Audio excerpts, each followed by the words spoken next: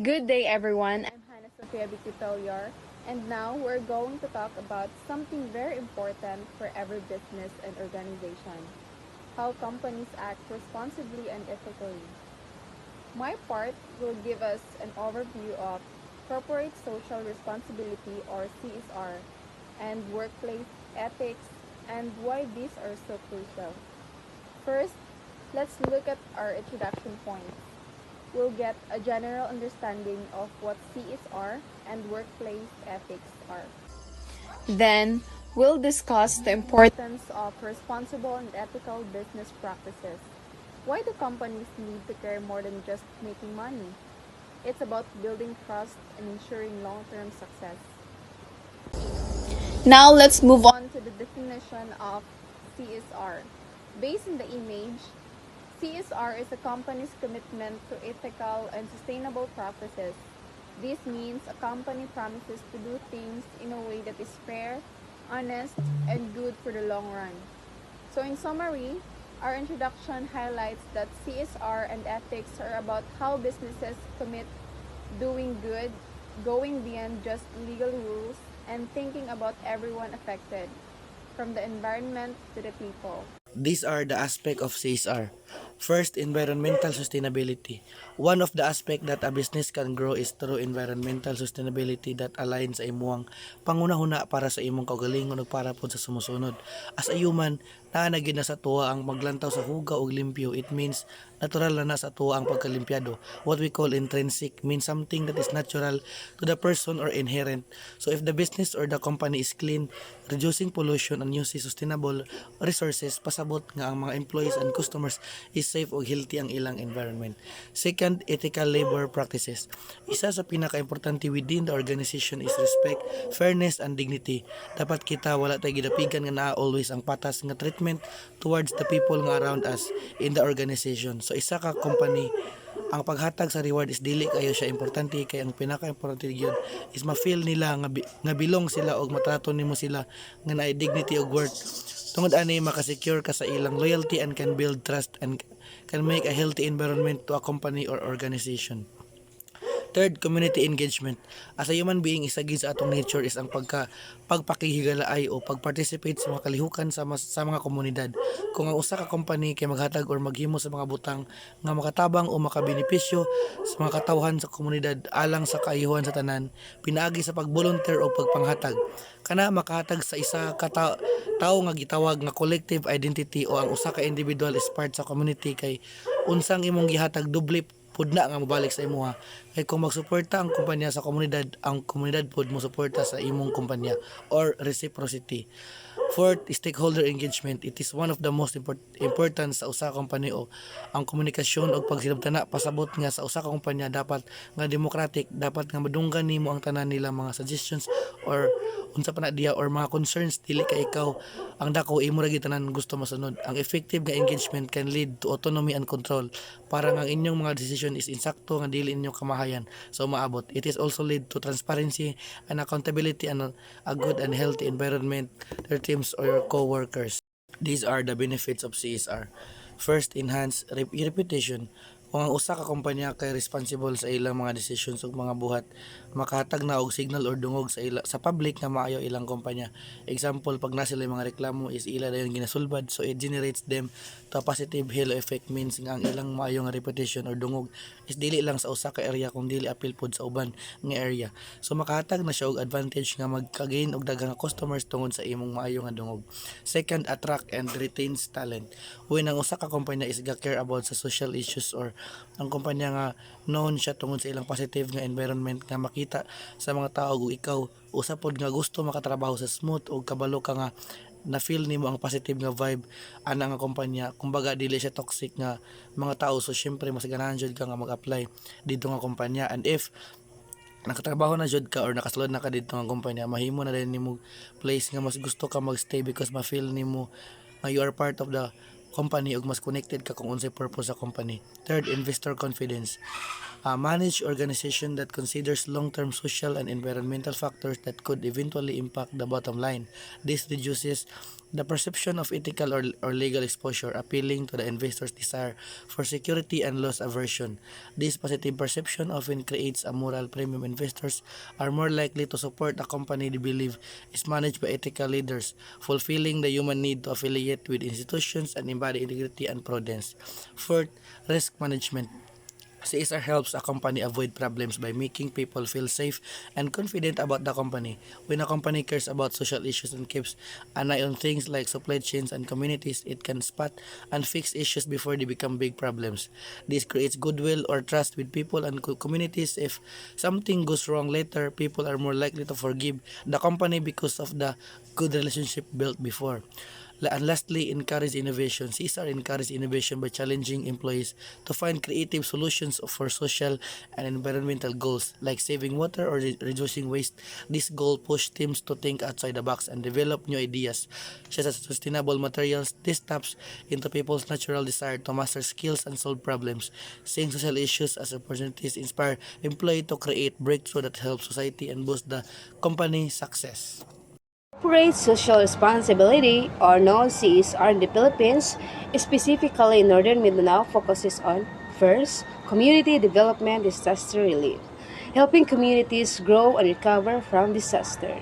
And the second one is support for education, healthcare, and livelihoods, providing resources for education, healthcare, and job opportunities.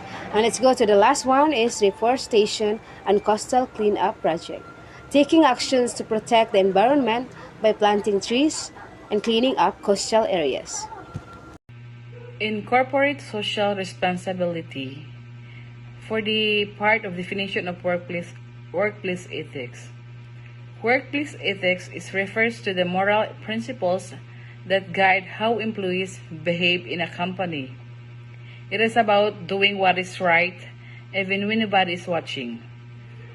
So for guiding moral principles in the workplace, this means that workplace ethics provides a standard behavior for everyone. Example for this is include being honest, doing tasks responsibly, treating coworkers properly, which it helps maintain a professional and respectful working environment. For the second part is promotes integrity, respect, and fairness. Workplace ethics ensures that employees are honest and trustworthy, which is the integrity. And everyone is treated with kindness and professionalism, which you should respect to one another. And then no one is favored or discriminated against, which is fairness.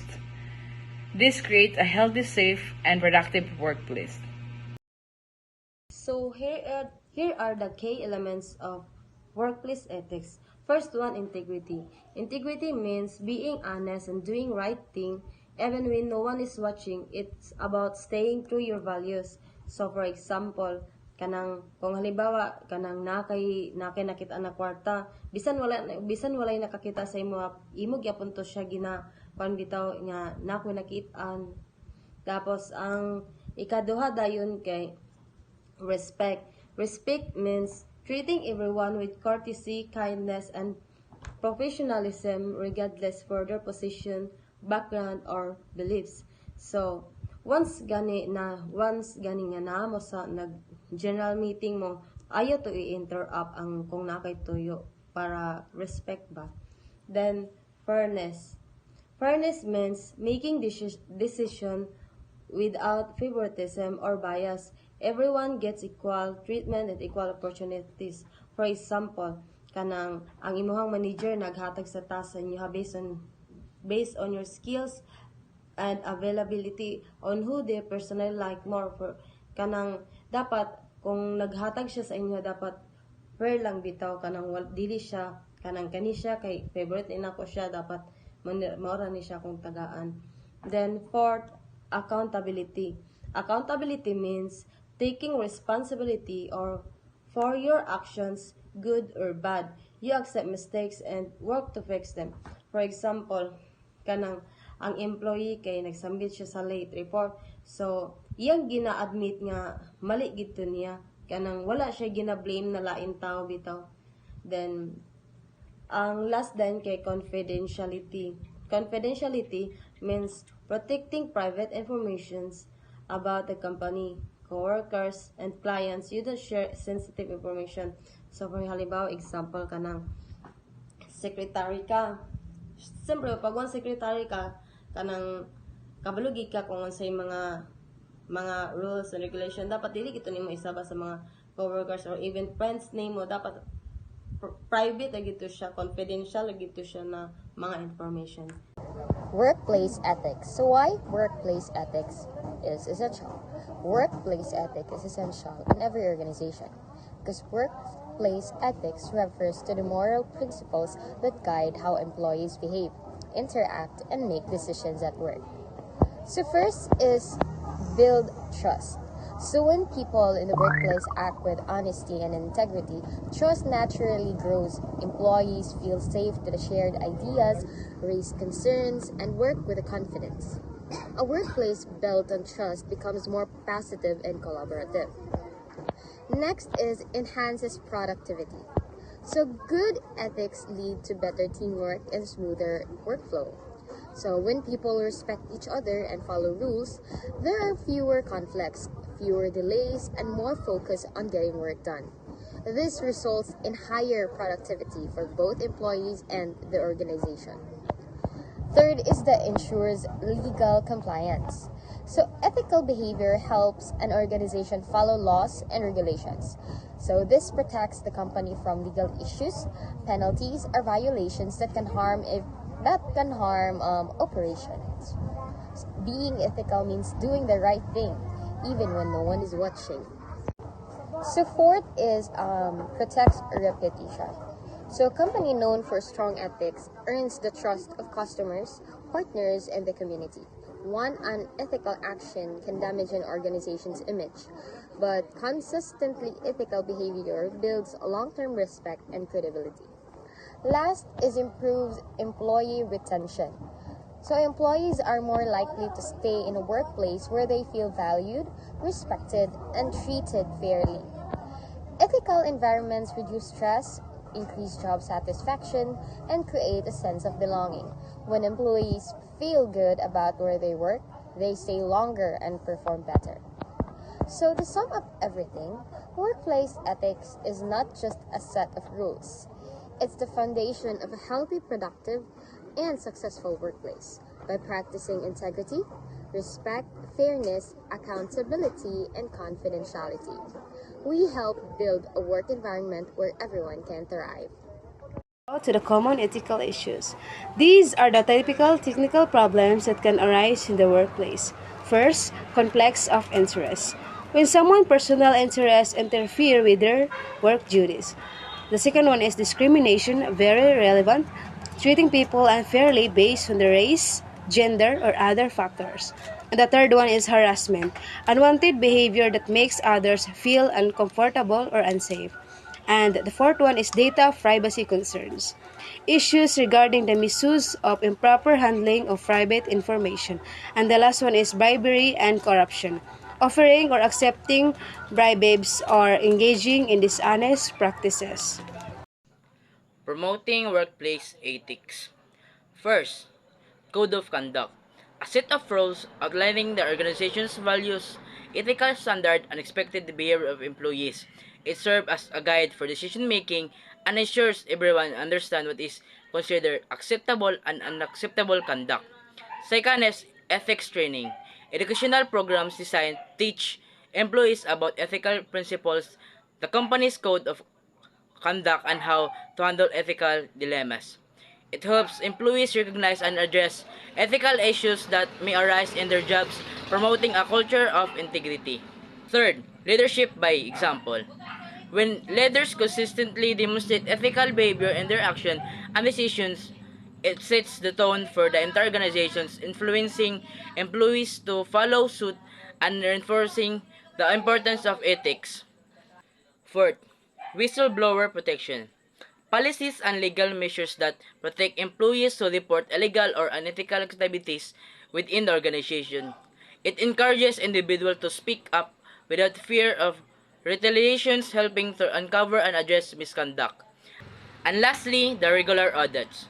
Periodic reviews and assessment of the organization's practices and processes to ensure compliance with ethical standard and regulation. Audits helps identify potential weaknesses or areas where improvements are needed, promoting accountability and transparency. So, as the conclusion of this topic, the workplace ethics in the Philippines, especially in northern Mindanao, workplace ethics in this region are shaped by strong Filipino cultural values. One of the most important is ang pakikipagtao, which means treating others with kindness, fairness, and humanity. Sa Bisaya pa, dapat magtinabangay ug magtinarong ug trato sa usag ka tao or sa isig ka tao. Another important values is ang kanaang kabalo ka maulaw, which helps encourage good behaviors because people want to avoid doing things that may cause embarrassment or shames. Another characteristics of the workplace in northern Mindanao is the emphasis on harmony and respect. Most employees values peaceful relationships, teamwork, and cooperations. So, mas ganahan ang mga tao nga hapsay o walay lalis, magkasinabtanay o motrabaho nga naay respeto sa tanan. This creates a positive working environment. Despite these good values, there are still challenges. The common issues including corruptions and favoritism. Corruptions can affect fairness and trust, while favoritism can make employees feel discouraged because not everyone is treated equally, fairly. Bisan o kanaang nindot ang mga values nga iyahang gipakita, nagyapon mga problema nga dapat ma-address. The good news is that there is now a growing awareness of ethical practices so that the organizations are slowly improving by promoting transparency, fairness, and accountability. So, for the overall conclusion of this topic, the idea is very simple. When we combine the corporate social responsibility, or what we call CSR, with strong workplace ethics, we create sustainable and responsible organizations. CSR focuses on doing good for the community and the environment, while the ethics focus on doing what is right inside the workplace. Kung mag-uban na ang duwa, mas lig-on, mas masaligan, ug mas kanaang hapsay ang organizations. So overall, CSR and plus ethics is equals better workplace and better communities.